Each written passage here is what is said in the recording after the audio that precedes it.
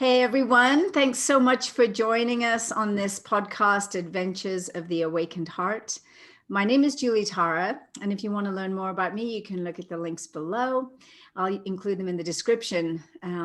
This podcast, it came about during this last year because I felt really called to, I think we're all being called actually, to come more and more from the divine heart, our heart, which connects to, of course, the full divine heart. And so that's why I started it. And I've been really enjoying doing these interviews a whole lot. And today I'm super excited. I have a beautiful friend of mine I've known for well over 25 years. And his name is John Brockett. And let me tell you just a little bit about John before we get going. John was a private practice psychotherapist for 25 years. And that's actually when I met him. During that time, he led men's groups around the country using the Mythopoetic methods fostered by Robert Bly and Michael Mead, two of my favorite people. His extensive group work included Holotropic Breath Work, developed by Stanislav Grof. And more recently, John's study of the unified field has led him to his work with Good of the Whole, a nonprofit organization bringing peace and harmony through global resonance and evolutionary transformation. His new book, Undefined Love, is a dedication to fostering unity throughout the world at this critical time of planetary reformation. I will put links below so you'll be able to connect to John and his work.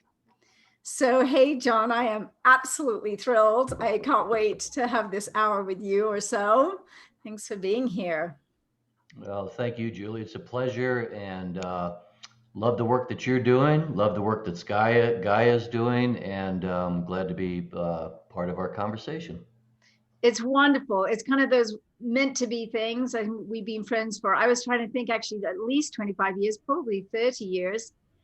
So we go back a ways here in Boulder. We used to also be in business together, which was a joy. I love that with Niken, which I'm still involved with. And you have just moved and morphed and just doing the most wonderful things. So let's get going and let's start with the Gaia community, because that's another point of deep connection for us both. How is it being part of that community, and what are the deepest kind of assets that you find through being a part of the Gaia community? Yeah, well, first of all, I just like to say that, you know, every one of us, regardless of what we do in the world, we really are all on a spiritual journey. And Gaia uh, offers a plethora of opportunities of incredible videos by some of the most brilliant people on the planet. And anyone in any place they are in their spiritual journey can tune into Gaia and find a starting point, a development point from one of the offerings from Gaia. And uh, personally, I love the cosmic, um, universal videos. I love Greg Braden and Lipton and Dispenza, and yet I also love all of the Gaia offerings around indigenous wisdom and our wisdoms that have lasted through all of humanity. But anywhere that anyone wants to tune in to Gaia and what inspires them in the moment, pay attention and listen, because it's a gift being given to us all. And so I appreciate being part of this community. That's so powerful what you're saying, and I couldn't agree more. I think it's a constant expansion for our minds and hearts to learn and study there. And there's so much. There's over 8,000 videos and documentaries and films, and I can't get enough myself. This is what I searched for, most of my life and found in sort of esoteric bookshops, basically. But now here it is on video. So I'm super grateful for them as well and for working with them. and I know you've been a follower of Gaia for a long time, and you've been on this path for many years. So let's talk about that, like your spiritual path, your spiritual awakening. When did that begin? I could imagine you were probably 3 years old or something, given the wisdom you have now. Well, actually, I really think it started in the womb. Uh, Hmm. and being born into this human body and into a family and a culture and a set of beliefs and um, that didn't always fit with what I felt in the deepest part of me. And yet, of course, living on this planet in the structures, I had to learn some things, and I had to sometimes uh, dismiss my true being, my true soul, in order to fit in order to play the game, in order to do what was expected of me. And the carrot out in front was, if I do all these things, I'll be loved. But what I found was the love was very conditional upon me being successful in those things that was being asked of me. So I suppose uh, working through the trauma of childhood and coming to a point where um, I trusted myself in a deeper place than having to just to fit in, but to really come forward and start to explore my true self.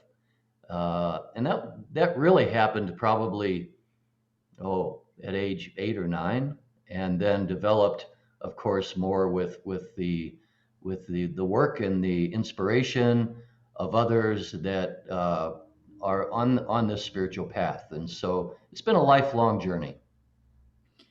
It's powerful what you're saying, because at age 8 or 9, that's actually pretty young to really start launching out and kind of revealing who you are on a deeper level. Because I often think of it like a coming out party, when we start to really talk about what we really think, what we really feel, who we really believe we are.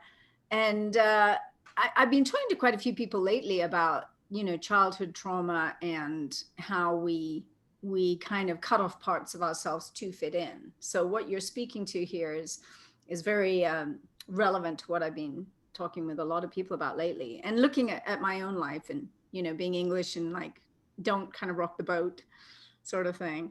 But I remember like Eric von Daniken's work, for instance, Chariot of the Gods, seeing that film when it came out. I think I was 15. My boyfriend took me, and I was like, oh yeah, this makes complete sense. Why don't we talk about it?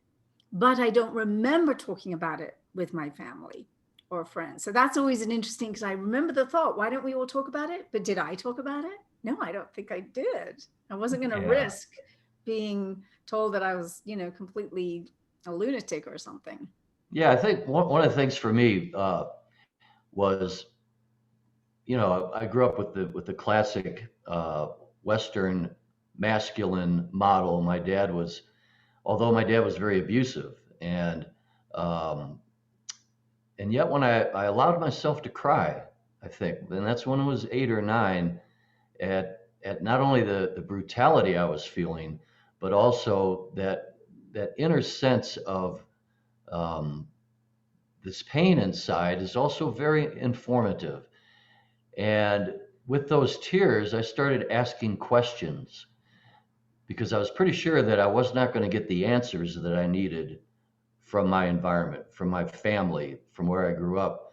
So it really took me deeper inside and had me starting questioning the meaning of why I was here to begin with, and truly acknowledging the pain as a teacher rather than something to avoid. And I feel like that was an initiatory point for me. No doubt. That's actually huge. It makes me think. I have a son, Ryan, and I remember him crying once when my dad wouldn't take him to an art gallery. He really wanted to go, and he took his own little girl, but he wouldn't take Ryan, his grandson, and he cried. And my dad said to him, "Don't cry." And I was like a mother bear. I was like, "Don't you ever tell my son he can't cry. Don't you ever." And I was furious. I was like, "It's a good job you never had boys. You had 3 girls." And he was just stunned. because I didn't stand up to him very often, being that he was a very famous professor and doctor and all these things, child psychologist too. And I was livid. I was like, don't ever. And I remember going in and, cuddling Ryan and saying, it's totally fine to cry. Mhm. Nothing wrong with crying. It's a good thing. It's a good So, mother. huh? You're a good mother. Well, it just struck me so deeply, like, Yeah. just that chord inside of my heart going, how dare you stop my son from going through a cycle of emotion, whether anger or tears or whatever. So you're sort of, making me think about that. So, this idea of the awakened heart, which I have to say this last year, I kept going, okay, spirit, what do you want me to do? What's next? And this idea, this, not even idea, this feeling really kept coming of the heart and being heart centered and expanding the heart, sharing our hearts. And so, it was the awakened heart. What does that term, for want of a better word, what does that mean to you? How do you see that? Yeah. I mean, obviously, our culture has been formed, particularly since the beginning of the Industrial Revolution, but far before that, uh, as our capacity, our egoic capacity to take a direct experience, run it through our minds, dissect it, put it into categories, and then defend those categories, sometimes with our lives or taking the lives of others, because we trust that what our mind has made up is the totality of reality. So the shift for me was allowing that wonderful mechanism of the mind, the brain, to relax for a little bit. And when my heart started opening up and relaxing in the silence of that, I became a receptor of the divine information and love that is the energy of the universe in its purest form. I didn't have to dissect it, I didn't have to make sense of it. It was a direct, visceral experience. So as I allowed my heart to become the vessel for this divinity, I let go of a lot of the old beliefs and a lot of the old things that I thought were true, which were true in microscopic points of view. But I kind of like to say I let go of my points of view and became the view itself. And my heart is what receives that information, that love in its pure form, which I trust is the not only the origin of the universe, but it is the energetic field within which our heart can come into the resonance with, where our mind takes a look at it and decides is it good or bad. In the heart space, that information that we're receiving, that love that we're receiving, that is equal and full of equanimity for all of life, becomes the clear channel of my next step on planet Earth for the service of the good of the whole. Wow, that was amazing. The divine heart, I absolutely believe it's what connects everything and all things, quantum physics, string theory, what you name it. I feel like it all comes down to love. And then the mind is in service to the heart. But I loved what you said about letting go of these points of view. It felt to me when you said it felt like shedding, like a snake skin over time. Is that sort of how it felt to you? Yeah, exactly. It's again, our education, our whole system is based on finding answers to things.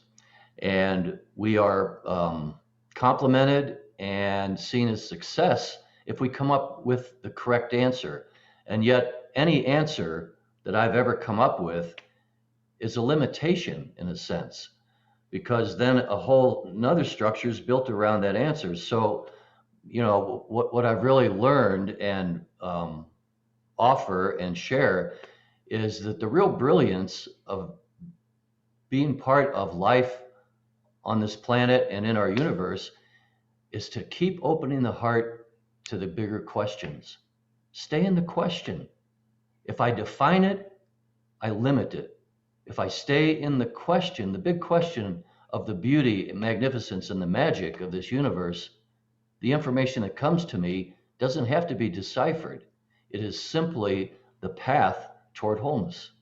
And so, yeah, I feel like letting go of having to find the answers, because in my life, finding the answer was like bringing home an A on my report card. Oh, you have done this. You're magnificent. Well, in fact, I never felt that at all. But it enticed me to go, well, what's the next question? How can I become a larger person? How can my heart expand in order to hold everyone equally? And so I do my best to stay in the larger question and stop looking for answers. Which is so interesting because I find that my greatest friends are those who are consistently curious. They're just curious and they're opening, they're questing constantly. And it makes me think of Michael Mead, and you taught about Michael Mead, and I did a workshop with him in Boulder once, and I was like, I don't know what this guy is doing, but it is extraordinary. And I mean, how he plays the drums, and then he tells stories. And I couldn't even tell you what the stories were, but the experience in the space with him was completely transformative.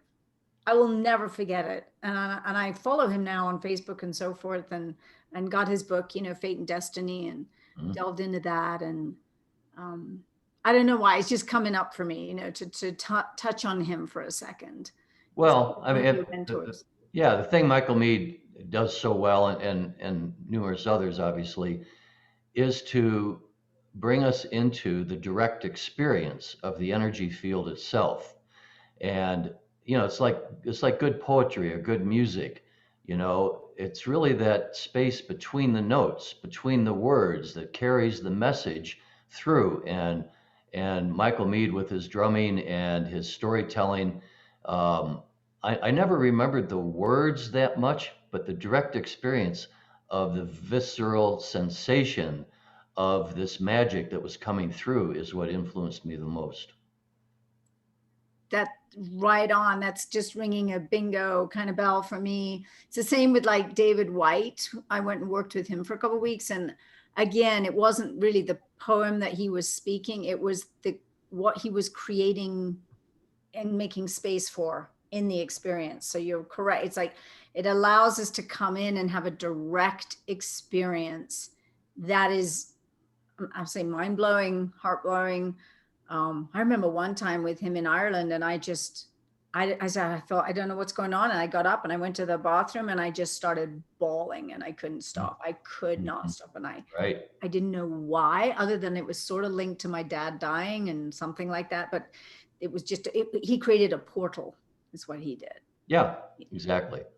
Yeah, and which really opened, and we talk about path of spirituality. Um, it really is to accept um, my learning, basically, of myself, is that every direct experience I have is um, a message that I need to listen to. And what we've been trained to do is like eliminate the pain, eliminate the discomfort, take a drug, or even when I was a psychotherapist in practice, to relieve someone of their anxiety and their stress was very effective momentarily. And yet, if I rest with my pain that's being offered to me or my discomfort, you know, what is that lesson for my soul? What am I to learn about all of humanity? What am I to learn about what Gaia herself is going through on this planet right now in our possible destruction of our own lives?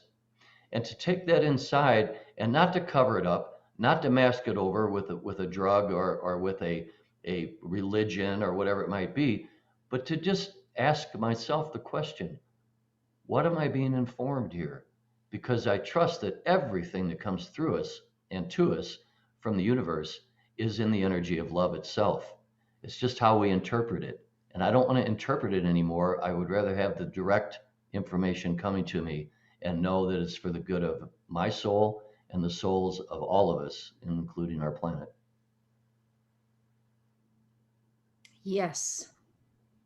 Experience of Gaia going through such disdain and destruction of her beauty and her gift is something I don't know what it goes way beyond words. It's just tapping into that. Since a little girl, I was like, it's just mortifying, and that we're doing it to ourselves because we are one. So let's talk about. I mean, I'm busting now to hear like a story or two from your life of when things have really shifted for you, or you had a real boom from kind of closed down to wide open. Or do you have a story or two you would share? Well, yeah, when I was 17, and it was right in the middle of the Vietnam War, and I knew I was going to be drafted. So I joined the Coast Guard. I grew up in St. Louis, Missouri on the riverfront. I watched the Coast Guard buoy tenders going by, and I go, oh, it's a military service. I'll go ahead and join that. Well, I did. A year later, off the coast of Vietnam, and we were doing uh, medical rescues from battles on the shore. But we were not really fighters, and yet they put us in a role of fighter, and we would lob shells into the coastal village or coastal areas, hopefully not a village, and clear it out before the Marines went in. And so I'm up on the bridge with the captain, and um, first of all, I didn't understand why we were there anyway. So we had a spotter plane, and the spotter plane um, calls us back and gives us a coordinate to hit, and we hit it, and he goes, "Okay, you guys, good job. I just saw a pepper farmer flying through the air." And the captain on board ship rubbed his hands together and said, "Good job, men." And at that moment, I'm going, where am I? Who am I? Why is this happening? What is going on? Humanity versus humanity, and something is amiss here. And it started me on a deeper exploration of my own integrity as a being, as a fellow being on this planet. And I really, from that moment on, uh, the us against them strategy, the me against you strategy, and all of this has been the core of every war, all prejudice, the majority of mental health issues. It came to me in a flash that there's another path to take here, and I will refuse to adhere myself to the old patterns that were necessary at one time for our survival and our very early adaptation of life. And yet we are an evolving species on a planet that is evolving, in a universe that is evolving. And we are at another crossroads right now. But that one was a big one for me. It was like, uh, I can't make sense of this. So what does my heart feel?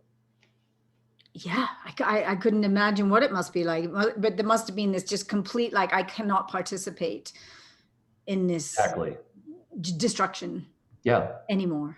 Yeah. Exactly. Yeah. and and so that was a major turning point. And I feel like, sometimes those moments of clarity, uh, confusion turning to clarity, it really catapults us in our journey. And yet there are daily experiences that I have that I can make a choice, that all of us make a choice to uh, bend to what is easy because it's the standard, or take that pause and say, uh, what are my gifts and talents here that I can shift from what has been and what I've been taught to what's possible and what is in the true flow of love of the universe. And I experience it all the time now. I've become much more aware of that. And so, yeah, and, you know, and it's like, and just going back to Gaia and watching these videos that can bring those experiences into focus through other people's experiences and begin to bring ourselves into communities that hold that higher frequency vibration. And then we get support. Again, open our hearts. It's all available for us at every given moment if we can open our hearts to it. So it feels like this is I'm getting this image of like a flower that just is sort of blossoming. And of course, flowers also, you know, they'll close down during the darkness or the cold or whatever, and then they'll blossom again and more and more. But I'm seeing this image of just petals, more petals coming and opening. And perhaps that's a metaphor for our hearts, and that it's an infinite journey. And Well, you know, from a scientific point of view, I mean, you know, you know, with the unified field work, uh, and the brilliant work around the fractal universe, we are continually evolving in this.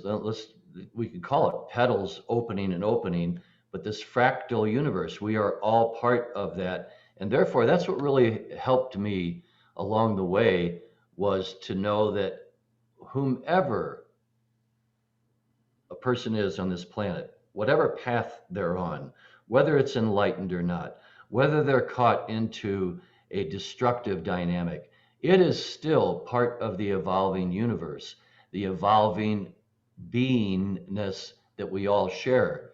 And so, where my upbringing told me, don't like these people are dangerous, be like these people instead. All of that began to evaporate when I saw that it's an evolution of this fractal universe moving from the beginning, the source, back to the beginning of the source in the most magnificent, beautiful ways, and that every single representation of that uh, needs to be honored to the very core. yes, every aspect of it is holy. There is nothing that is not holy. Correct.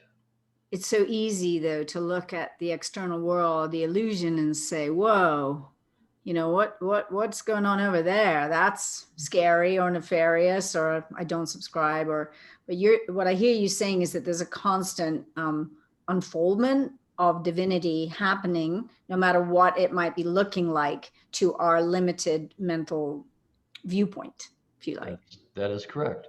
And the heart, you know, uh, I'm part of this organization, Good of the Whole, and we have daily, we call it the Resonance Lounge, where people can come and we just hold that energetic field together and see what arises. And from that space, there is no differentiation. At some moment, it becomes from separation and individualization into the wholeness, the energy field of the wholeness itself.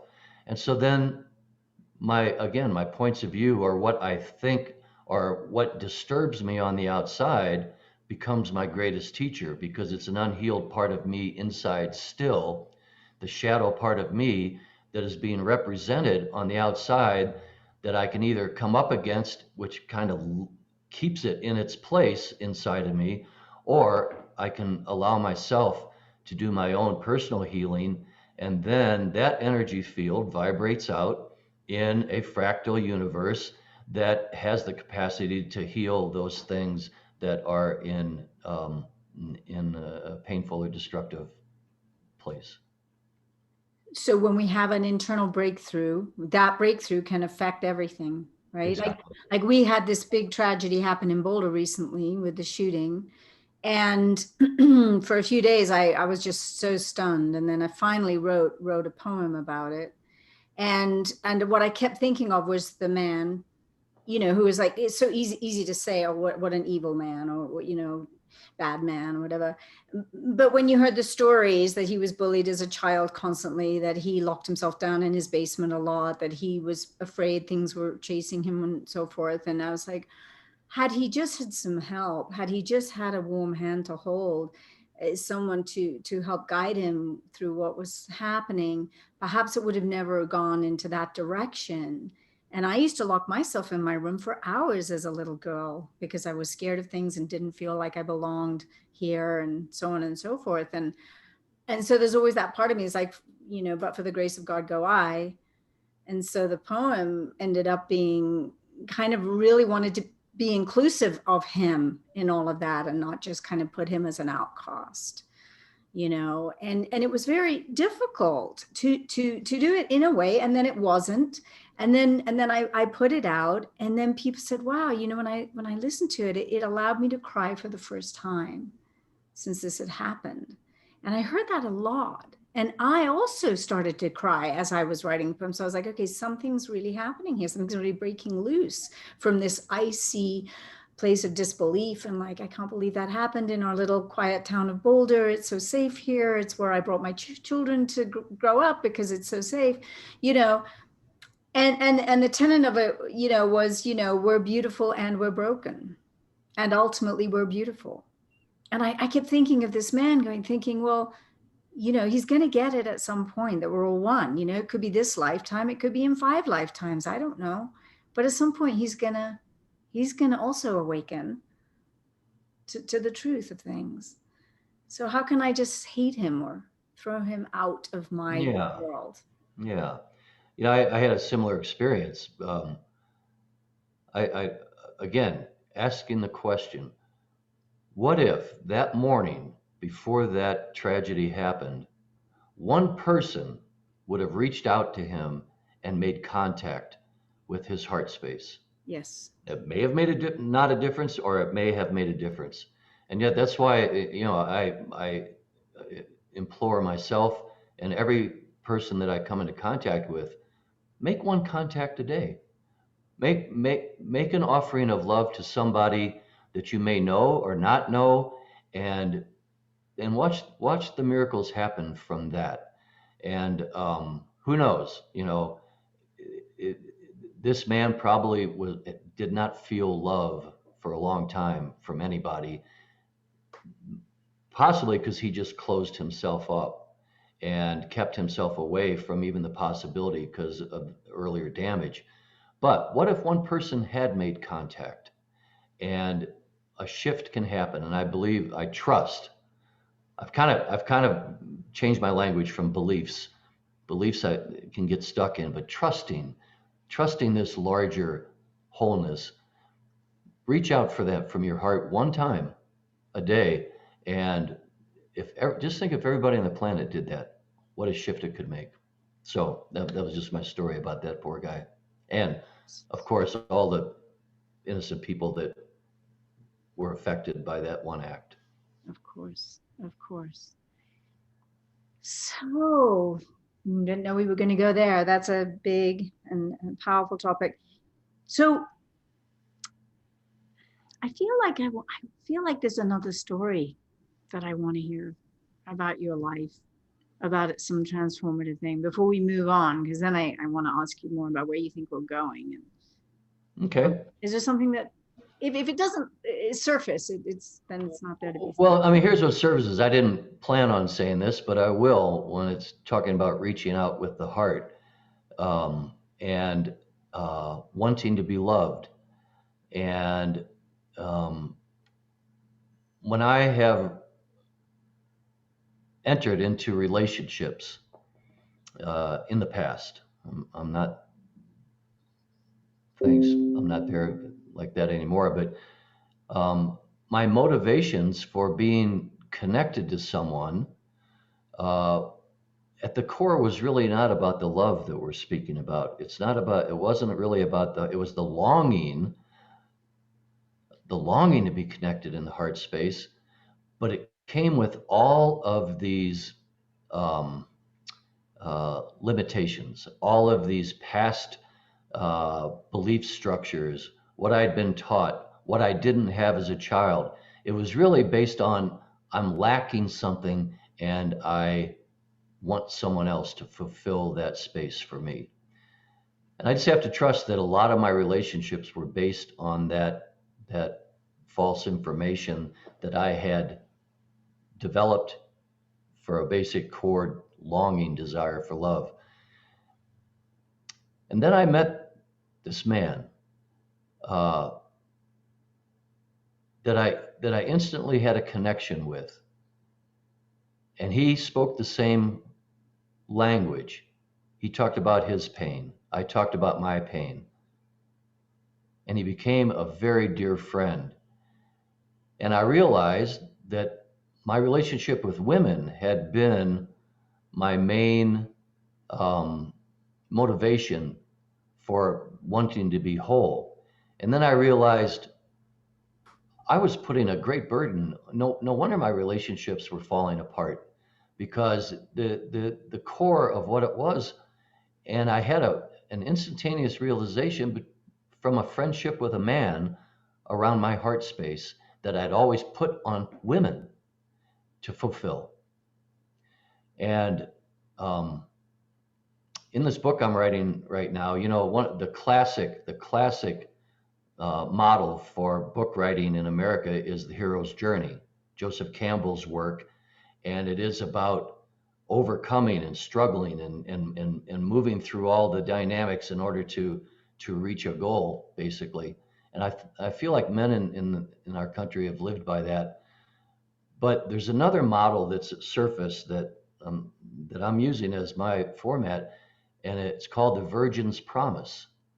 And the Virgin's Promise is about being restricted into a model or a role, and then coming forth and breaking those chains and just being the true person that you are with your gifts and strengths and talents, not to overcome anybody else, not to reach some goal that then you are praised for or change the world through that, but to gather friends, to gather friends of like heart around and bring through the fullness into life. And that was a defining moment for me, uh, to move from I need an ally here that's going to bring me and give me the confidence to move to my next step. No, I want a heart friend, and heart friend is one that rests by my side as we move through this uh, tunnel, these portals into the new place, because there's a trust level there and no expectations other than that, not fulfilling some need of mine other than to have that deep heart connection. And so that was a life-changing event for me, and I've I've moved more and more to that in my life, and it's allowed me to let go of expectations, because expectations for me always ended in disappointment Yeah. because I For expected all of someone else us. to feel it. Yes, Yeah, I think for all of us, because yeah, we're putting all these conditions on a future possibility, yeah, yeah, basically. yeah, yeah, That's yeah, really powerful what you're saying. And I think it's very apt for what's happening now, is that more and more we're hearing about communities and yes, building communities. And there's often, it's a more cerebral community or it's a more heart-centered community. And I feel this too, very strongly, that it is that sort of gathering of friends and connecting. I've had many dreams of it too, like all different indigenous tribal people coming hmm together hmm and just the meeting, like a hmm gathering, a meeting.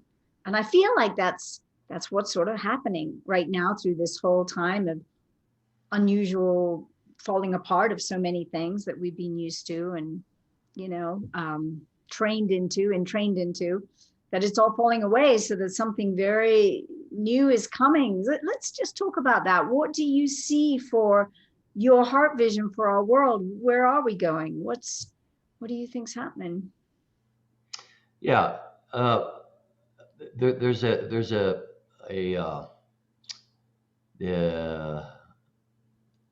an energy right now that's available for us that, as humans, we've gone through this evolutionary process, and kind of the core of our industrial revolution was to overcome nature, to, instead of being with nature, with the natural path, the beauty and the perfection, we want to either improve on it or we don't like that part of it, so we're going to overcome it. And we have separated ourselves from nature itself, and therefore from Gaia, from the earth, from the natural patterns. And as we can see right now, the devastation that's caused. So I feel like, number one, taking a deep breath and relaxing and trusting the information that we're getting that is of nature herself, of nature's ways, and not try to make something else out of it, out of our egoic brilliance that we think we can do it better. And I feel like we're starting to tie back in and trust that place again. And as an individual, how do I be my most natural self? From foods, from protecting the air, from protecting the environment, to seeing that in every single being, whatever their circumstance is, and find the natural part of someone else and me. And I feel like we are coming into communities that can offer that direct experience of the natural order that's been here for trillions, billions of years, instead of the few 100,000 that we thought we could do something better. I don't want to do better anymore. I want to surrender to this perfection that's coming through in the form of love from the universal. And that's why, whatever I can do, whomever I can be with, in order to surrender to that space, I feel like we have a chance. Otherwise, we're probably headed toward the sixth life extinction on planet Earth. And Gaia will survive, even when we're gone. We know that. She'll come back again. But we have the opportunity to live this life and be part of this brilliant, brilliant mystical experience, or think we can do something better.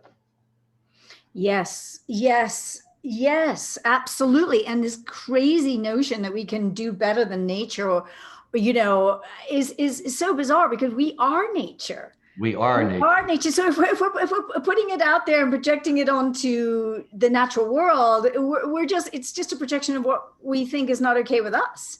That we need to fix ourselves and do better and overcome ourselves. And it's the other night I watched a fabulous film. I don't know if you've seen it yet. I just found out the director lives in Boulder, actually, but it's called The Unruly Mystic. It's a story of John Muir. Oh. And I loved it so much, John, that I actually watched it again a second night. And he was brought up with a lot of very strict religion, and a father who was also so abusive, and then moved over to America. And then, of course, he became who he became. But he really was such the mystic in saying, God is in nature, God is everywhere.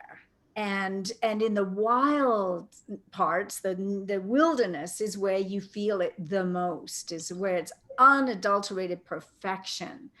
And of course, we live in the Rocky Mountains. It's why I live here in the Rocky Mountains, is to experience that as much as I can. Because I know when I experience the wilderness, I feel more myself than ever at any other given time, really. Like, that's what I go like, yep, here I am in the wilderness, experiencing the wilderness that I am. And that's because the energy is there in its purest form, without being,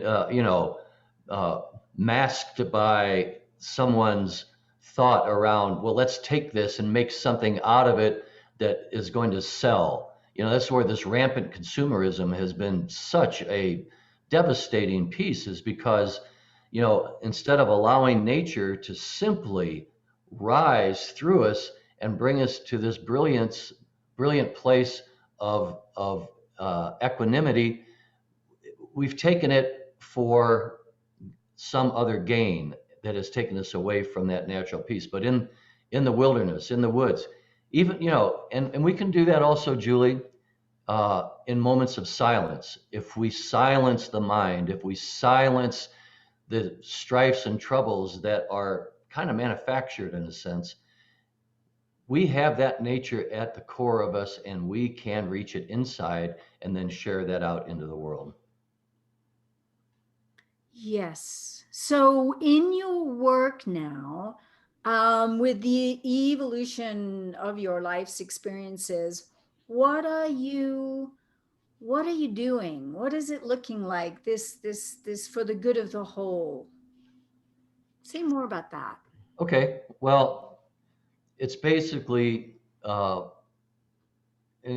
book that I'm writing, I'm titling Undefined Love, because the moment we define love as in I love my car, or even I love my wife, it has certain uh, parameters, definitions to it. But the universe is undefined. In its perfection, it has no structure to it other than the energy field of love itself coming through everything.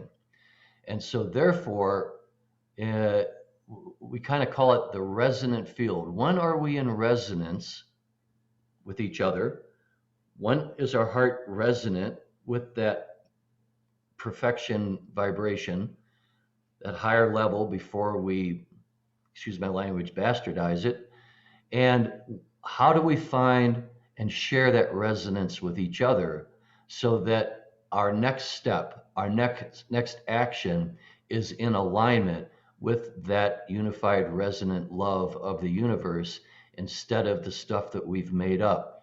So with good of the whole, that's our main intention is, it's we started what was called the connection field at the beginning of the COVID has given us a tremendous opportunity to step outside of, I just love it when people go, well, I can't wait to get back to normal. Well, because there's an illusion of safety in what was normal. And yet we have been, as weird as it sounds, with all the death and destruction and heartfelt prayers for everybody, we've been given the opportunity to step out of that world and have been put into our homes, put into where we have to deal with things that are out of the normal. And so we started the Resonance Lounge for people at that time that were feeling isolated and disassociated to come and sit and come into resonance with each other and know that the love is more powerful than the struggle that we've created. And so, uh, you know, my work is about sharing that love and sharing that there is peace available on our planet with each other if we come together and share that space, share that energy of love with each other, letting go of our me against everyone else and for survival, and come into a we space, because we are all not only connected at the very core of it, we're all one being. We have one being that we are, and we are all beautiful reflections of that. And so the work is to keep sharing from the heart, receiving the love of the universe, being an open uh, receiver, transmitter, reflector, and stay open, and not having to know the answers for it.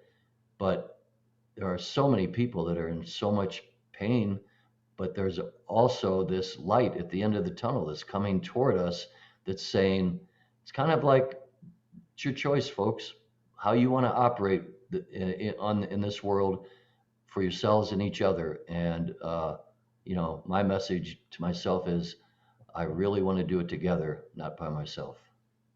I don't want to be John Wayne anymore. Absolutely. Absolutely. There's a lot in what you said. And I do feel that this whole last year and a half has been extraordinarily powerful for us to have this opportunity to have a massive reset.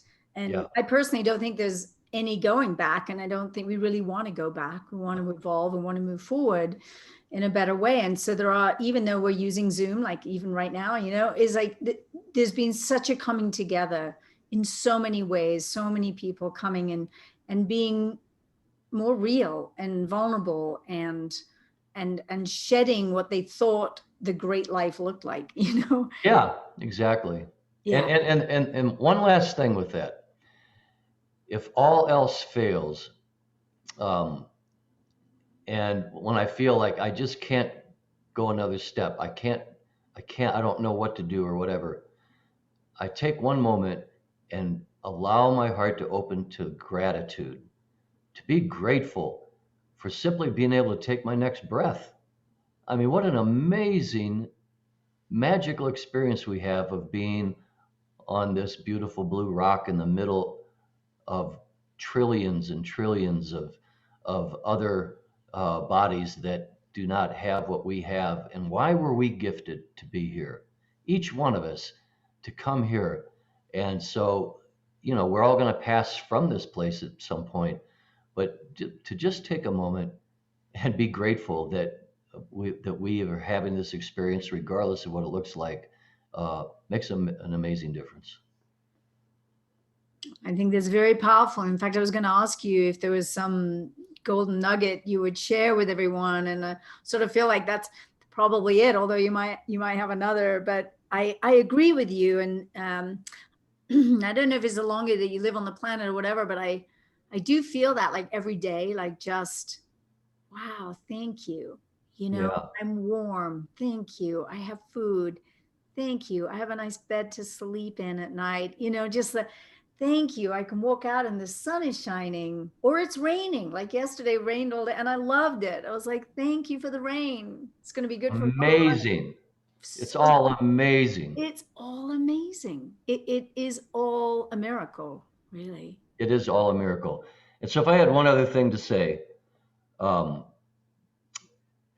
we talk about a spiritual path, and people uh, be surprised if you will go out and if any one of us goes out into the world, goes through the shopping line and gets to the checkout person and look in their eyes and say thank you for the great job you're doing,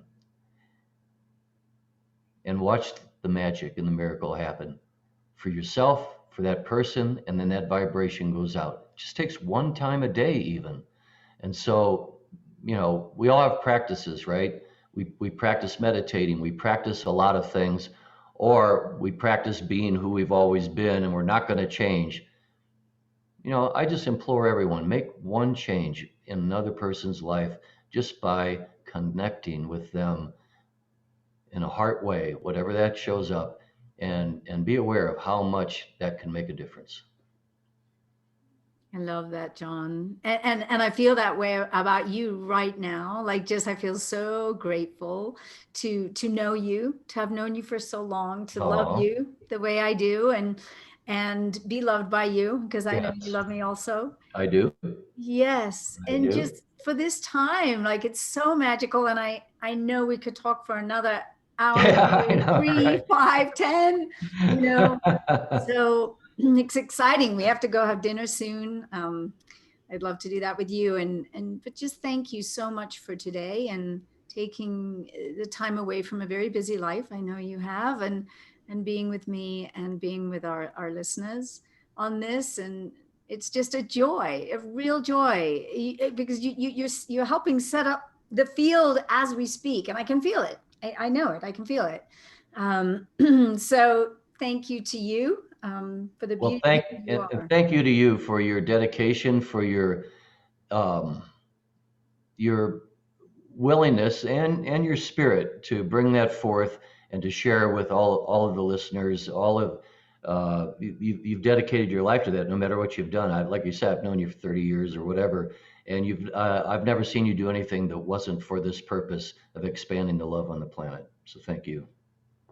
Thank you, John. I feel really seen in that. Wow. That's Cyrika. Whew. Hmm. Yes. Well, thank you. And thank you to all of you for listening. And I hope this was wonderful for you, as wonderful as it was for us. Please do join the Gaia community. I will put a link below for all of you, and keep expanding your consciousness and join that amazing community of like-hearted people around the world. And I will for sure put the link to For the Good of the Whole. So you will have that as well, another beautiful community. And John, I want to say the best of luck, but blessings on your writing your book. Yeah. I'm really excited to receive, to read that when you're done. And I think it's just beautiful that you're doing that. Undefined Love is great. Thank you. Thank you. And love to you all. Yeah. Appreciate it. Many blessings to everyone. Bye for now. Bye-bye.